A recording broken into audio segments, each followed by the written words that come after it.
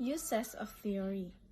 Many school administrators feel uncomfortable with theories. They prefer that social scientists provide them with practical prescriptions for administering their schools.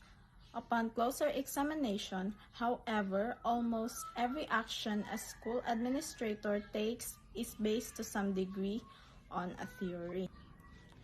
For example, a school administrator may include others in a decision involving an issue that is relevant to them and that they have the expertise to make. Referred instead of making the decision unilaterally, such action is referred to in the research literature as participatory decision-making. Participatory decision-making, also referred to as shared, collaborative, or group decision-making, focuses on decision processes that involve others.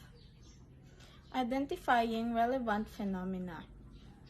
Theories determine the number and kinds of phenomena that are relevant to a study.